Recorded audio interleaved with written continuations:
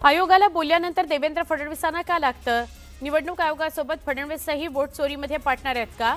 दोनों चोर है, मिल बांट के खा रहे हैं, असा गंभीर आरोप मनसेचे जिल्हाध्यक्ष अविनाश जाधव यांनी केला। निवडणुकांमध्ये काहीतरी त्रुटी काढायच्या आणि लोकांमध्ये गैरसमज पसरवायचा हेच काम सुरू आहे, अशी टीका श्रीकांत शिंदेंनी केली। निवडणुकीआधीच 5-5 वर्ष पुढे ढकलल्या गेलेल्या आहेत, आणखीन किती पुढे ढकलणार असा सवाल श्रीकांत शिंदेंनी केला। राज ठाकरे यांनी मतदार यादीतील घोळावर बोट ठेवत कांदिवलीतील एक उदाहरण दिलं। कांदिवली पश्चिमेमधील मतदार यादीत मोठा घोळ असल्याचा आरोप त्यांनी केला। मनसेचे विभाग अध्यक्ष दिनेश साळवी यांनी प्रत्यक्ष मतदार यादीवरील पत्त्यावर जाऊन पाहणी केली। कांदिवलीतील गणेश नगरमध्ये नंदिनी महेंद्र चव्हाण या नावाची व्यक्ती राहत नसल्याचं समोर आलेलं आहे। मनसे आणि मवियाच्या पत्रकार परिषदेमध्ये मध्य नाशिकमधील एका घरात तब्बल 813 पेक्षा जास्त मतदार असल्याचा आरोप करण्यात आला होता। शरद पवारांच्या राष्ट्रवादी काँग्रेसचे माजी प्रदेशाध्यक्ष जयंत पाटलांनी हा आरोप केला होता। ज्या घरात जास्त मतदार असल्याचा आरोप करण्यात आला होता त्या घराचं नूतनीकरण करण्यात आलं असून त्या इमारतीत 30 पेक्षा जास्त लोक राहत नाहीत, त्यामुळे मग 800 पेक्षा जास्त मतदार आले कुठून याचा शोध सुरू आहे। बीडमधील ओबीसी महाएल्गार मेळाव्याला माजी मंत्री धनंजय मुंडे उपस्थित राहणार आहेत। पंकजा मुंडेंनाही या मेळाव्याचं निमंत्रण देण्यात आलंय। मराठा आरक्षणाबाबतचा GR रद्द करण्याच्या मागणीकरता मेळाव्याचं आयोजन करण्यात आलंय। बीड जिल्ह्यातील चंद्रकांत नवले यांच्यावर गेवराई मतदारसंघाची जबाबदारी सोपवण्यात आली आहे। प्रभारी जिल्हा प्रमुखपदी चंद्रकांत नवले नियुक्ती करण्यात आली आहे। सोलापुरात पालकमंत्री जयकुमार गोरे यांचं भाषण सुरू असताना गोंधळ झाला। कौटुंबिक वादातून त्रस्त झालेल्या मायलेकाकडून न्यायाची मागणी करत आक्रोश करण्यात आला। पुरंदर तालुक्यातील खानवडी या गावात शरद पवारांनी प्रकल्पबाधित शेतकऱ्यांसोबत संवाद साधला। पुरंदर तालुक्यातील 7 गावांमध्ये आंतरराष्ट्रीय विमानतळ प्रस्तावित आहे। दरम्यान या प्रकल्पग्रस्त बाधित ग्रामस्थांसोबत संवाद साधत लोकांवर अन्याय होता कामा नये असं मत शरद पवारांनी व्यक्त केलं। यावेळी खासदार सुप्रिया सुळेही उपस्थित होत्या। राजकारणामध्ये महिलांच्या बाबतीत खालच्या पातळीवर टीका करणं योग्य नाही। राजकारणामध्ये खालच्या पातळीवर जाऊन टीका टिप्पणी करू नये। महिलांवर टीका करणाऱ्यांना महिला आयोगाकडून नोटीस देण्यात आलेली आहे, असं राज्य महिला आयोगाच्या अध्यक्षा रुपाली चाकणकर यांनी सांगितलं। दिलीप पाटलांकडून झालेल्या टीकेबाबत त्यांनी प्रतिक्रिया दिली आहे। केंद्र सरकारच्या वाढवण बंदर प्रकल्प उभारणीच्या कामाचा मार्ग अखेर मोकळा झालाय। बंदराच्या उभारणीला स्थगिती देण्यात यावी याकरता सर्वोच्च न्यायालयात दाखल केलेली याचिका सर्वोच्च न्यायालयाने फेटाळली।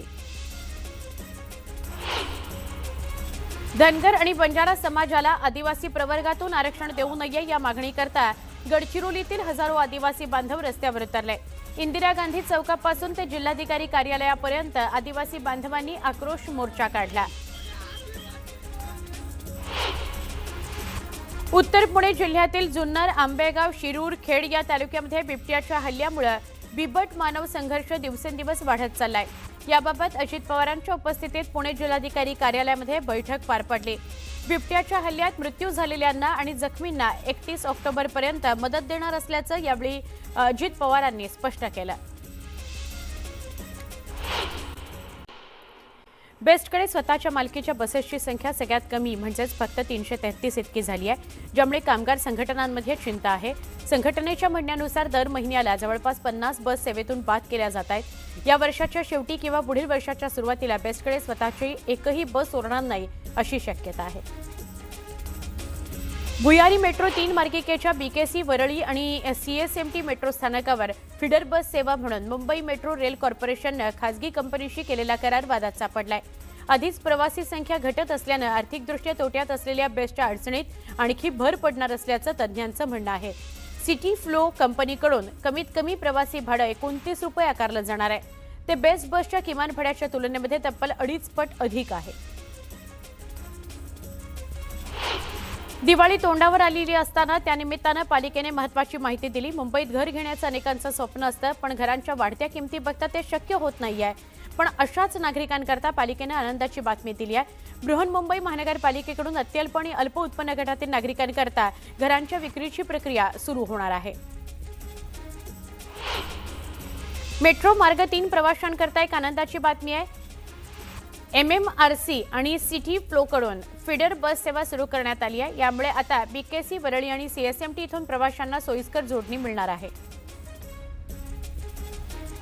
दिवाळी सण काही दिवसांवर आला असताना बेस्ट उपक्रमातील कर्मचाऱ्यांना बोनस देण्याबाबत प्रशासन स्तरावरून अद्याप कुठलीही घोषणा करण्यात आलेली नाही. त्यामुळे बेस्टचे कर्मचारी संभ्रमात आहेत. त्यांना दिवाळीपूर्वी बोनस मिळालाच पाहिजे अशी त्यांची आग्रही मागणी आहे. बेस्ट कामगार संघटनेकडून त्याकरता आंदोलन करण्यात येणार आहे. नवी मुंबई महानगरपालिका कर्मचाऱ्यांना दिवाळीकरता 34,500 रुपये सानुग्रह अनुदान मंजूर करण्यात आलंय.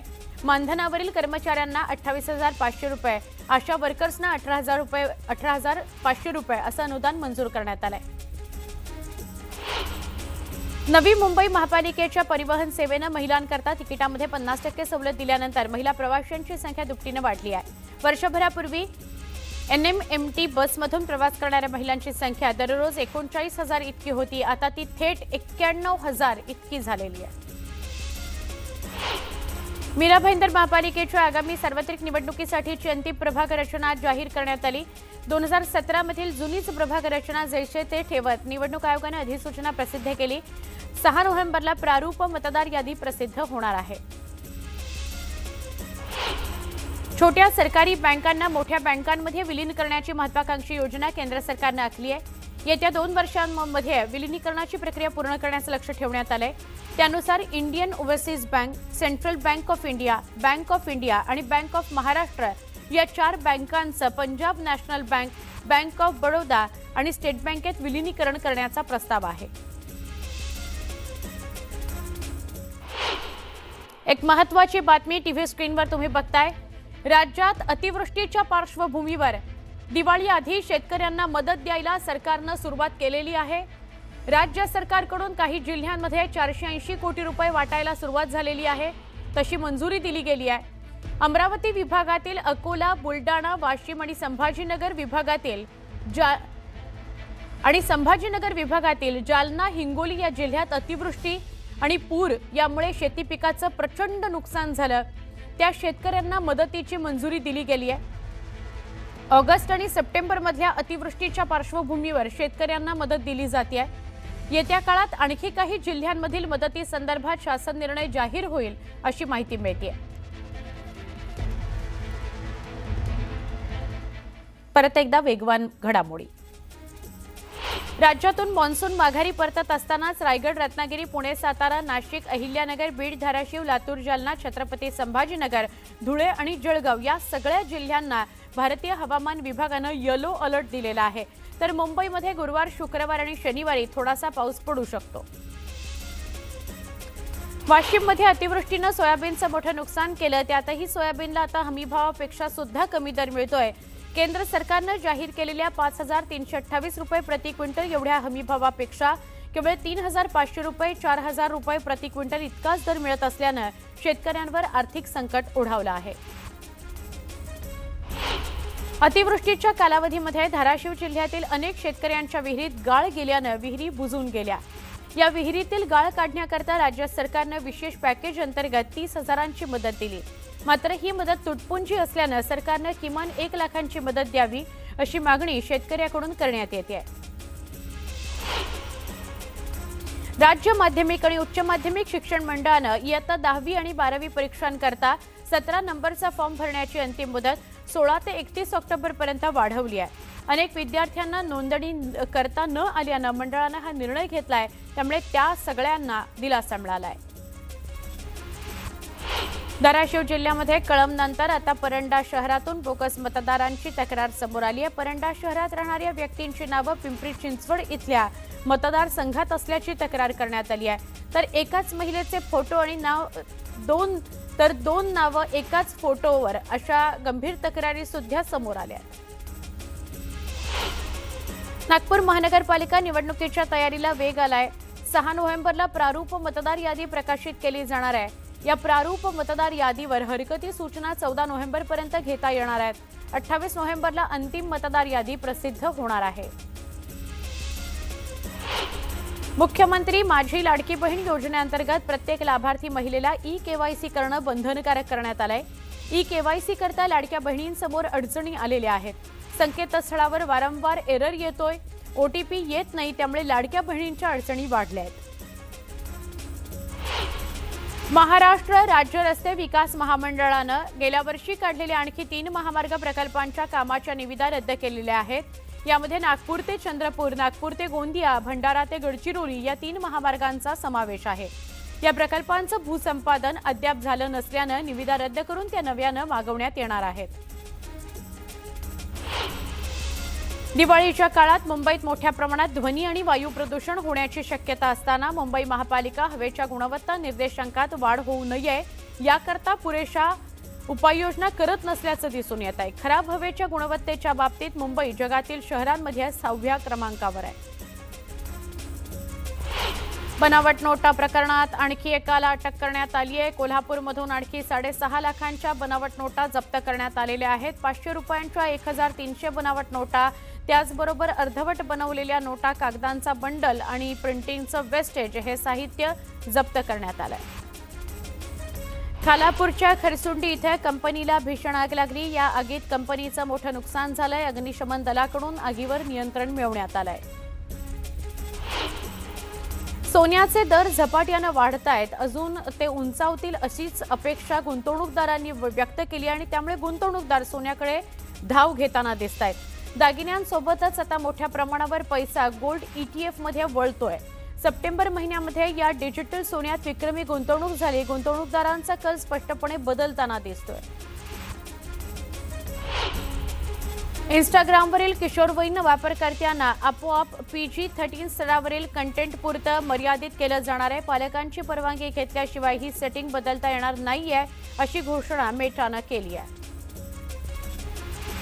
ताडोबांधारी, मेळघाट, पेंच, बोर, टिपेश्वर, उमरेड, कन्हार आणि नवेगाव, नागझिरा या प्रकल्पांमुळे विदर्भात वाघांची संख्या 500 वर गेली आहे। ताडोबात वाघांची गर्दी झाली आहे, हाऊसफुल झालंय ताडोबा वाघांमुळे।